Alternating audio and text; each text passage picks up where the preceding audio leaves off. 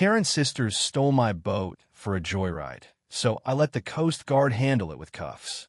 What would you do if you walked down to your dock one sunny morning and saw your boat gone? I don't mean moved. I mean missing. Engine started, ropes undone, floating off into open water like it had decided to leave you for someone flashier. Except it hadn't left on its own. It had been stolen.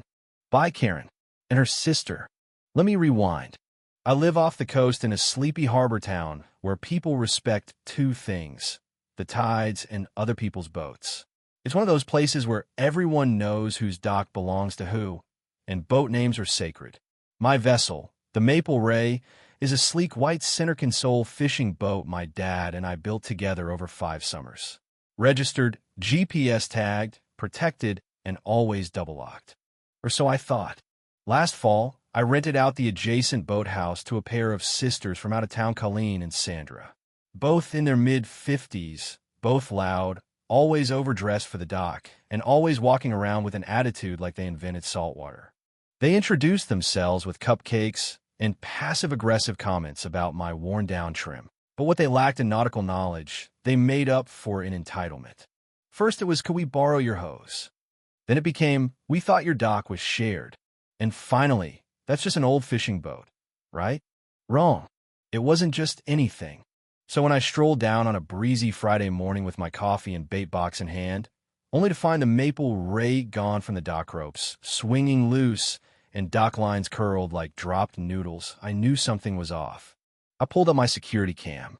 Footage came through, clear as crystal. 7:03 a.m. Sandra waddling up the dock in wedge sandals. 7:04 a.m. Colleen behind her, holding a mimosa and a clipboard. 7:06 a.m. Both climbing aboard, cutting the lock, yes, gutting it with bolt cutters, and starting the engine. By 7:09 a.m., my boat was pulling out of the harbor. No life jackets, no registration flag raised, no permission, just a joyride. I tried to stay calm. I checked the GP still active. They were headed northeast, into the Federal Channel, just past the harbor mouth. Perfect, because here's something they didn't know. That stretch of water? It's under Coast Guard jurisdiction. And my boat? It's tagged, registered, and logged with the USCG because I occasionally charter for marine conservation groups, which meant one call would be enough. And oh, I made that call, with screenshots, timestamps, live GPS coordinates, and a voice so calm it probably scared the dispatcher. They stole your boat? They're on it now. Where exactly are they headed? Straight into your lap. Within 20 minutes, a patrol unit was in motion. I waited at the dock, watching the GPS update like it was a countdown to karma. The moment I heard those sirens echo across the bay, I knew it was game time. Out past the marina rocks, a white Coast Guard boat came slicing through the waves, lights flashing, officers poised. And just ahead of it, there they were, the Maple Ray, swerving awkwardly, with Sandra at the helm and Colleen holding her mimosa like it was going to protect her for federal charges. The Coast Guard didn't even need to speak.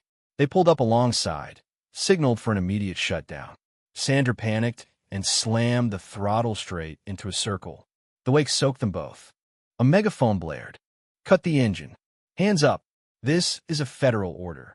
They complied well, sort of. Colleen tried to explain, loudly, something about being told they could take it and just testing it out. One officer calmly pointed at the bolt cutters still lying in the cup holder. Twist number 1. They weren't just trespassing and stealing a vessel. They'd accidentally entered an active patrol zone during a maritime safety training exercise with aerial drone surveillance overhead, which meant the entire thing was recorded from 3 angles. Twist number 2. When the Coast Guard ran the boat's registration, it pinged a Homeland Security alert I'd signed up for years ago when I began donating boat time for environmental cleanup ops. That flagged the incident as a potential security breach. What they thought was a casual cruise with cocktails turned into a federal detainment scenario. They were cuffed right there on my deck, Colleen shrieking something about knowing a senator. She didn't. Sandra claiming men just hate powerful women, all while sopping wet and smelling like gasoline and cheap perfume. Back on shore, the marina was alive. People filmed. One guy brought popcorn. Another yelled, "Tell Poseidon hi." as they were let off in cuffs. And then came the charges: felony vessel theft, tampering with maritime safety equipment, trespassing in a restricted waterway, false representation of maritime authority. Turns out they told someone at the dock they were inspection officers. Total fine: $47,000 in damages, 1 year of probation, and mandatory Coast Guard safety training, which they had to attend while surrounded by the very officers who arrested them. Their social media accounts? Gone. The Karen Yacht Club Facebook group they'd started? Deleted. Their lease at the boathouse? Terminated by the property manager before sundown. As for me, I buffed out the scratches on the Maple Ray, replaced the lock with a steel clasp reinforced with GPS tags, and added one small wooden plaque just above the driver's seat. Board without permission. Depart with handcuffs. Sometimes the best response to entitlement isn't anger, it's letting the right people do their job. So now let me ask you, was I wrong for calling the Coast Guard, or did those Karen sisters finally learn that not everything labeled public is free for the taking? The end.